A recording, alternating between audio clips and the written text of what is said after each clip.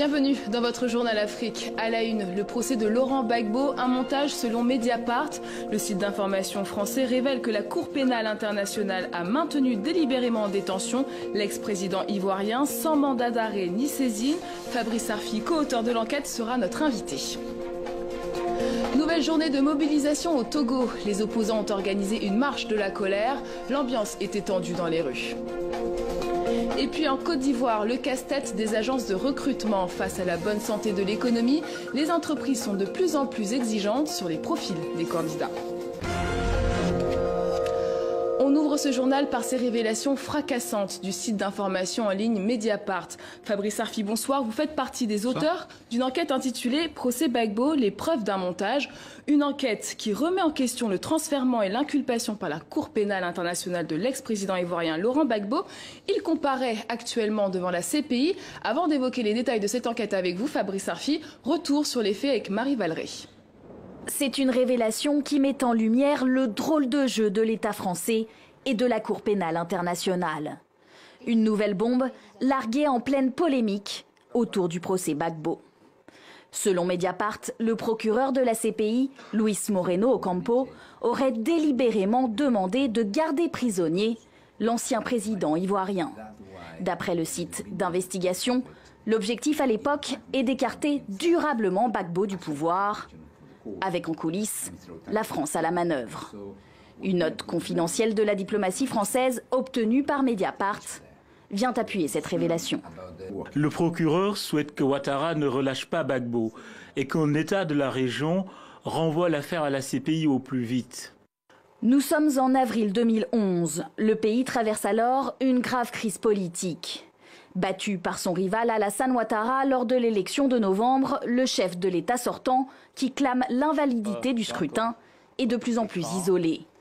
Retranché dans sa résidence à Abidjan, il est alors arrêté par les forces pro-Ouattara, appuyées par la France et l'ONUCI. Son arrestation sera filmée et retransmise dans le monde entier.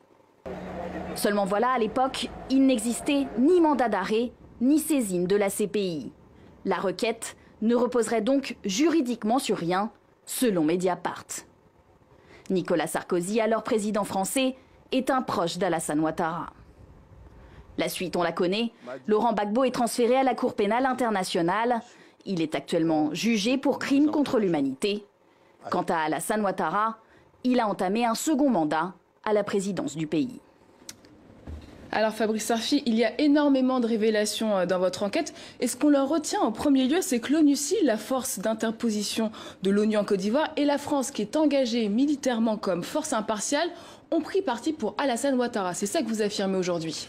Oui, non seulement ils ont pris parti, ce qui a déjà été documenté par de précédentes enquêtes, mais on voit que la Cour pénale internationale, la justice internationale, qui se doit d'être impartiale et indépendante, a été en quelque sorte l'instrument juridique, le bras armé judiciaire consentant d'une opération qui a des airs de France-Afrique, d'éloignement de celui pour lequel, notamment une puissance comme la France, n'avait pas pris parti, quitte à monter hors de toute procédure légale, hors de toute compétence, hors de toute saisine, la désignation d'un homme pour l'envoyer devant la CPI qui juge, je le rappelle, les génocides, les crimes contre l'humanité et les crimes de guerre. Et pourquoi ce parti pris pour Alassane Ouattara contre Laurent Gbagbo ? Il est de notoriété publique que Nicolas Sarkozy, le chef de l'État français à l'époque, est un intime d'Alassane Ouattara. Lui-même, Nicolas Sarkozy, a, dans un livre qui a été publié par des confrères, qui était titré « Ça reste entre nous un », chez Flammarion en 2014, a fait un aveu sidérant, sur lequel il y a eu d'ailleurs peu d'écho, je trouve. Il a dit « Nous avons délogé Laurent Gbagbo et nous avons installé Alassane Ouattara ». C'est-à-dire que c'est une puissance étrangère, la France, qui, comme au beau vieux temps des réseaux Focard et du général de Gaulle, a fait la partition d'un pays et a décidé de son avenir au mépris de sa souveraineté et de la nation. Et donc dans votre enquête entre en scène la justice internationale. Et là c'est le cœur, la Cour pénale internationale, c'est là le cœur de votre enquête. La CPI et son procureur, Luis Moreno Ocampo, auraient agi sous influence française contre Gbagbo. Vous employez même le terme manipulé, c'est un mot fort. Vous affirmiez tout cela aujourd'hui? Oui, on l'affirme, ça sort pas de notre chapeau. Et nous, il ne s'agit pas de prendre parti. Moi, je ne suis pas juge. Il y a peut-être des choses à reprocher à Laurent Gbagbo. Mais ce que nous voyons, c'est que le premier procureur de la Cour pénale internationale, M. Ocampo, a été en contact, y compris direct, avec Alassane Ouattara au moins dès le mois de décembre 2010, alors qu'il n'y avait pas de troubles manifestes en Côte d'Ivoire, et qu'en avril 2011, alors qu'il n'est pas saisi, que la Cour pénale internationale n'a pas de compétences et qu'il n'y a pas de mandat d'arrêt, il prend contact avec le camp Ouattara par l'intermédiaire de la diplomatie française pour demander de surtout garder sous les verrous et emprisonner Laurent Gbagbo, et qu'il faut très vite se débrouiller pour saisir la CPI pour monter un dossier contre lui. Et justement, 7 mois après, Laurent Gbagbo est transféré à la Cour pénale internationale alors que son dossier est vide d'après vos révélations. Quels sont les éléments qui vous permettent d'aboutir à cette conclusion? Nous ne disons pas que le dossier est vide. Il y a un procès, nous ne sommes pas juges, c'est pas à nous de qualifier ça. Mais ce qu'on voit, c'est qu'il y a eu d'un côté comme de l'autre des suspicions de crimes de guerre qui ont été commis. La Croix-Rouge internationale a notamment révélé que du côté du camp d'Alassane Ouattara, il y avait eu des massacres de populations civiles qui méritaient des enquêtes. La CPI n'a même pas émis de mandat d'arrêt dans ce dossier. Et il y a le dossier Gbagbo, à l'aune duquel on découvre que la CPI et la justice internationale, qui est une idée magnifique, mais qui est une idée nécrosée, comme nous le documentons avec notre série d'enquêtes, c'est pas le seul article, hein, nous avons une série d'enquêtes qui s'appelle Les secrets de la Cour, en fait, n'est pas une institution ou trop peu impartiale et indépendante, mais est utilisée par certaines puissances dominantes comme un outil de régulation géopolitique, ainsi qu'une journaliste de Mediapart l'a écrit dans un livre, le joker des puissants. C'est la carte qu'on abat pour pouvoir réguler géopolitiquement certaines parties du monde. Et ça, pour qui a à cœur des idées de démocratie et de justice internationale, d'impartialité, il ne s'agit pas de choisir son camp, c'est proprement insupportable. Et en parallèle, vous mettez en avant, en lumière, les machinations un peu douteuses de Luis Moreno Ocampo. Oui, depuis vendredi dernier, donc c'est Mediapart qui a obtenu 40 000 documents sur le fonctionnement de la Cour pénale internationale que nous avons partagé avec une douzaine de médias européens, parmi lesquels le Spiegel en Allemagne, El Mundo en Espagne, le Sunday Times en Angleterre, le Soir de Bruxelles et bien d'autres. C'était le consortium avec qui nous avions fait les Football Leaks, qui avait beaucoup fait parler à l'époque.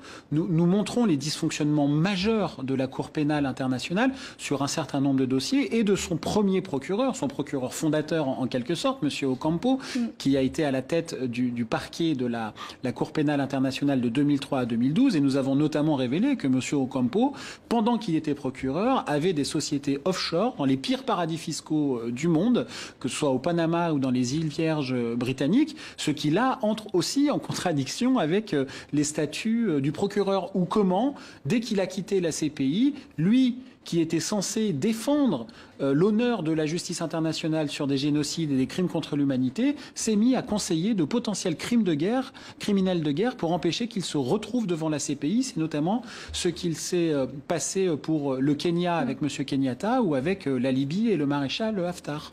Et il y a une question sur les partisans de Guillaume Soro et les rebelles pro-Ouattara. Ils ont été épinglés plusieurs fois par des organisations de défense des droits de l'homme. Et aujourd'hui, ils ne sont toujours pas inquiétés, voire même dans votre requête, vous parlez du fait qu'ils sont protégés. Alors, en tout cas, on n'a pas utilisé le mot protégé, on a utilisé le mot épargné.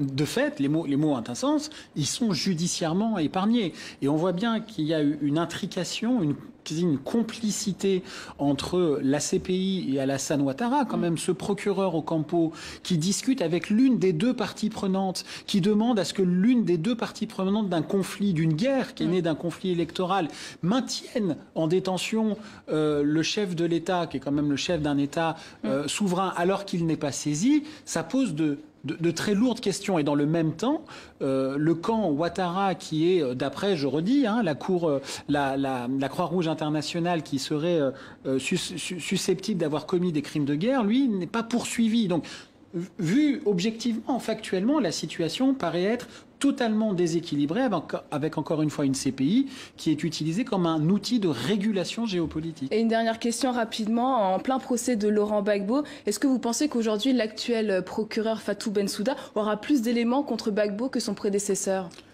Ah ça je sais pas, mais le dossier est déjà fait. Hein, donc alors il y a des auditions à huis clos, on ne sait pas tout ce qui se passe. Manifestement le procès a du mal à documenter ce qui est reproché à Laurent Gbagbo. Mais encore une fois, moi je suis pas là pour innocenter Laurent Gbagbo. En revanche, je peux dire de manière documentée que la CPI a montré contre lui un dossier alors qu'elle n'était même pas saisie et qu'elle était dans la main de la France et du camp adverse, ce qui pose de grands problèmes. Merci beaucoup Fabrice Arfi d'avoir accepté notre invitation ce soir. Merci. Et nous venons de l'apprendre suite aux révélations de Mediapart, la Cour pénale internationale vient d'ouvrir une enquête.